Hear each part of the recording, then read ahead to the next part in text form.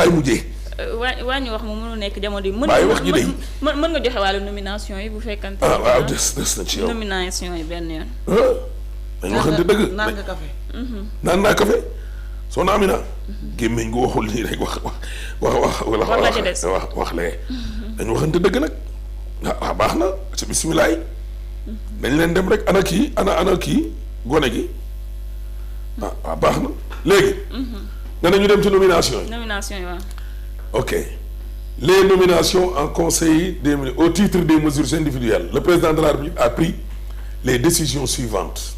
Présidence de la République, Madame Ndeye Aïssatou Tabara Touré, précédemment préfet du département de Bambey, est nommée secrétaire générale de la délégation générale de l'entrepreneuriat rapide des femmes et des jeunes DRFJ en remplacement de monsieur Cheikh Ahmadou Bamba Fall. Monsieur Cheikh Aliou Bey, ingénieur en gestion de développement urbain, est nommé président du conseil de surveillance de la délégation générale à la promotion des pôles urbains de Diamniadio et du Lac Rose en remplacement de monsieur Adama Ba. Primature, monsieur Ibrahima Fall, contrôleur de gestion, est nommé directeur général de l'Observatoire national sur l'investissement en remplacement de monsieur Mamadou Lamine Keïta. Ministère de l'intégration africaine et des affaires étrangères, monsieur Khoureyssi Abdoulaye Thiam, titulaire d'un master en management de l'administration, est nommé administrateur du fonds d'appui à l'investissement des Sénégalais de l'extérieur FAISE en remplacement de madame Sokhna Nata Samb. Ministère des Finances et du Budget, monsieur Ahmed Lamine Hadj, précédemment directeur des WACF et des partenariats à haute autorité du WACF, est nommé directeur général du WACF en remplacement de monsieur Racine Ba. Monsieur Cheikh Sidia El Mokhtar Bey, inspecteur général d'État à la retraite, est nommé président du conseil d'administration du Fonds souverain d'investissement stratégique en remplacement de madame Nafissatou Diop. Direction générale des impôts et domaines, monsieur Jean Koné, inspecteur principal des impôts de classe exceptionnelle, précédemment directeur du renseignement et des stratégies de contrôle fiscal, est nommé directeur général des impôts et domaines en remplacement de monsieur Abdoulaye Diagne. Monsieur Cheikh Mohamed Adi Dieye, inspecteur principal des impôts de classe exceptionnelle, précédemment directeur des grandes entreprises, est nommé coordonnateur de la direction générale des impôts et domaines en remplacement de monsieur Abdou Aziz Gueye, admis à faire valoir ses droits à une pension de retraite. Monsieur Makhali Faye, inspecteur principal des impôts de classe exceptionnelle, précédemment en service à l'inspection générale des finances, est nommé directeur des grandes entreprises à la direction générale des impôts et domaines en remplacement de monsieur Adi Dieye, appelé à d'autres fonctions. Madame Ndeye Aïssatou Ndaw, inspecteur principal des impôts de classe exceptionnelle, précédemment directeur des moyennes entreprises, est nommé directeur du renseignement et des stratégies du contrôle fiscal à la direction générale des impôts et domaines en remplacement de Jean Koné, appelé à d'autres fonctions. Madame Yaya Kouyaté, inspecteur principal des impôts de classe exceptionnelle, précédemment directeur du recouvrement, est nommé directeur des moyennes entreprises à la direction générale des impôts et domaines en remplacement de madame Ndeye Aïssatou Ndaw, appelée à d'autres fonctions.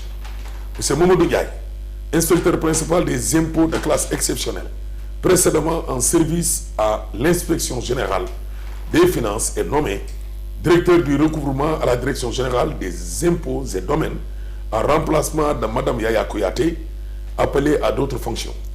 Monsieur Ibrahima Ndiaye, inspecteur principal des impôts de classe exceptionnelle, précédemment en service à la direction du contrôle interne, est nommé directeur de l'administration et du personnel à la direction générale des impôts et domaines en remplacement de monsieur Abdou Ben Zenki Sambou. Ministère de l'hydraulique et de l'assainissement, monsieur Seydou Mandian est nommé président du conseil d'administration de l'office des forages ruraux OFOR en remplacement de monsieur Alpha Bayla Gueye. nee ko dem na. monsieur Serigne Mbacké Dieng, ingénieur et spécialiste en gestion des projets en infrastructure hydraulique, est nommé directeur général de l'office des forages ruraux OFOR en remplacement de monsieur Amath Ndiaye. Ministère des pêches, des infrastructures maritimes et portuaires, monsieur Mamadou Abibou Diagne, docteur vétérinaire de classe exceptionnelle, est nommé secrétaire général du ministère des pêches, des infrastructures maritimes et portuaires en remplacement de monsieur Bassirou Ndiaye. monsieur Babacar Faye. ana Bassirou Ndiaye. dem na. fu mu dem. monsieur Babacar Faye est nommé directeur général de la société des infrastructures de réparation navale SIRN en remplacement de monsieur Salou Samb. Ministère des infrastructures et des transports terrestres et aériens, monsieur Mokhtar Ba, manager logistique, est nommé directeur général de la société des grands trains du Sénégal en remplacement de monsieur Oumar Amadou Sow. Monsieur Bassirou Koli est nommé président du conseil d'administration de la société des grands trains du Sénégal en remplacement de madame Seynabou Ndiéguène. Ministère de la communication, des télécommunications et du numérique, monsieur Mohamedou Thiomban, ingénieur en télécommunications et électronique, expert en management de projet, est nommé directeur général de Sénégal Connect Park en remplacement de monsieur Bassirou Abdoul Bah. Ministère de la famille et des solidarités, madame Aïda Bodian, enseignante, est nommée président du conseil de surveillance du commissariat à la sécurité alimentaire et à la résilience en remplacement de monsieur Ernest Ndeng Ngom. Ministère de l'industrie et du commerce, monsieur Matar Ndagasila, expert agréé industrie, est nommé président du conseil de surveillance de l'agence de promotion des sites industriels APROSI en remplacement de monsieur Sémou Diouf. Ministère de l'enseignement supérieur, de la recherche et de l'innovation, monsieur Lamine Sané, enseignant chercheur en communication, est nommé directeur général de l'agence nationale de recherche scientifique appliquée en remplacement de monsieur Cheikh Mouhamadou Mbacké Lo. Ministère de l'urbanisme, des collectivités territoriales et de l'aménagement des territoires, monsieur Sidi Albouri Ndiaye est nommé président du conseil d'administration de l'agence nationale de l'aménagement du territoire ANAT en remplacement de monsieur Mamadou Gassama. Monsieur Alioune Kébé, administrateur de société titulaire d'un master en fiscalité et droit des affaires, est nommé directeur du Centre national de la fonction publique locale et de la formation en remplacement de monsieur Abdou Khader Ndiaye. Porte-parole du gouvernement, ministre de la formation professionnelle, Amadou Moustapha Djik Sari. Asalaamaaleykum wa rahmatullah. Merci beaucoup honorable. merci beaucoup honorable. mi ngi noonu professeur Sougou ci yow lay. dañu lay jaay transhumé rek. teewul bale nañ ko. kan la. gisoo bi ma yëkkatee bale ba mu toll nii. mooy dóor bi gën a saf. transhumant la di. kan nga dóor ko dóor. déglu revue de presse bi benn journal bind na ko nee na le transhumant dañ ko bale revue de presse naa ko sax nee naa ko transhumant ba diw ca turam laa jaar mais bii moom comme que man la. du ma ko waaye revue de presse journal bind na ko. yaakaar ne dañoo dawoon noonu yaay ci député yi boo transhumé dana tax Ousmane am ci yow yërmande cautionné ay tojaange lu tolloog fukki at ak ñaar toog ba tey naan ay Sonkoy jomaay mooy Sonko te yow xeex bi nga am noo ci taxawee woon député yi waa ji danay use am majorité bu paree bale la soo bale bi sànq mu ko dóoree dóor bu fort bi noonu. kooku du transhumant ba la. tuuti kaas bi ñoom ñoo gënoon a xam ne bu ñu transhumé dañuy yàq seen kii rek. ci booru nopp bi laa ko seen image rek waaye du mujj fenn. booru nopp bi laa ne ko gan. voilà. cam privilège daa jar yéen nii. donc xaaral may la ko soufflé tuuti professeur. lu may soufflé kay gis nga ndox. de l'eau. nomination. ndox boo paree ma expliqué la benn histoire koo xam ne dañ ne ko ndoxalay rey yéegali. damay dee bu dee man la.